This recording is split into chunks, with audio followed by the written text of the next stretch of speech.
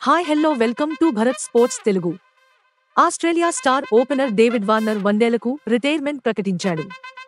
ఇటీవల భారత్తో జరిగిన వన్డే ప్రపంచ కప్ ఫైనల్ మ్యాచే తన వన్డే కెరీర్లో చివరిదని తెలిపాడు.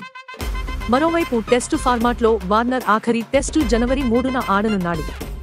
సిడ్నీ వేదికగా పాకిస్తాన్తో జరుగుతున్న ఆ టెస్టుతో సుదీర్ఘ ఫార్మాట్కు అతడు వీడ్కోలు పలుకుతున్నాడు. టెస్టు రిటైర్మెంట్ గురించి ముందే ప్రకటించిన వార్నర్ వన్డేలకు అనూహ్యంగా గుడ్ బై చెప్పడం అందరినీ ఆశ్చర్యానికి గురిచేసింది. అయితే వార్నర్ తన కెరీర్లో ఎన్నో రికార్డులు సృష్టించాడు. 1877 తర్వాత ఫస్ట్ క్లాస్ క్రికెట్ ఆడకుండానే ఆస్ట్రేలియా తరపున అరంగేట్రం చేసిన తొలి ప్లేయర్గా చరిత్ర సృష్టించాడు. 3 ఫార్మాట్లు కలిపి అత్యధిక పరుగులు చేసిన రెండో ఆసీస్ ఆటగాడిగా వార్నర్ రికార్డు నెలకొల్పాడు. అలాగే వన్డే ఫార్మాట్లో అత్యధిక సెంచరీలు సాధించిన రెండో ఆసీస్ ప్లేయర్గానూ వార్నర్ రికార్డులకెక్కాడు. ఈ 2 రికార్డుల్లో తొలి స్థానంలో రికీ పాంటింగ్ ఉన్నాడు. ఐపీఎల్ చరిత్రలోనే అత్యధిక పరుగులు చేసిన విదేశీ ప్లేయర్గా వార్నర్ రికార్డు నెలకొల్పాడు. 6397 పరుగులు చేసిన వార్నర్ ఓవరాల్గా 3వ స్థానంలో ఉన్నాడు. తొలి 2 స్థానాల్లో విరాట్ కోహ్లీ 7263, శిఖర్ ధావన్ 6617 ఉన్నారు.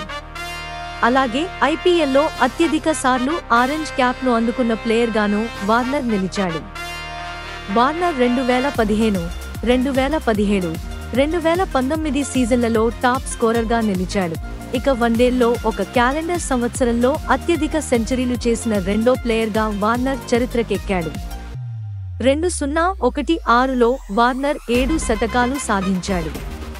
తొలి స్థానంలో సచిన్ టెండూల్కర్ ఉన్నాడు. సచిన్ 1998లో ఏకంగా 9 సెంచరీలు చేశాడు. మరోవైపు ఓపెనర్గా టెస్టుల్లో ఒకే ఇన్నింగ్స్లో అత్యధిక పరుగులు సాధించిన 5వ ప్లేయర్గా వార్నర్ నిలిచాడు. పాకిస్తాన్పై వార్నర్ 335 పరుగులు చేశాడు.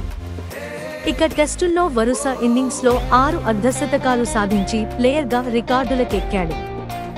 అలాగే టెస్టుల్లో 5000 పరుగులతో పాటు 50కు పైగా క్యాచ్లు పట్టిన ప్లేయర్గానూ రికార్డు నెలకొల్పాడు. ఇక 161 వన్డేల్లో వార్నర్ 45 సగటుతో 6932 పరుగులు చేశాడు.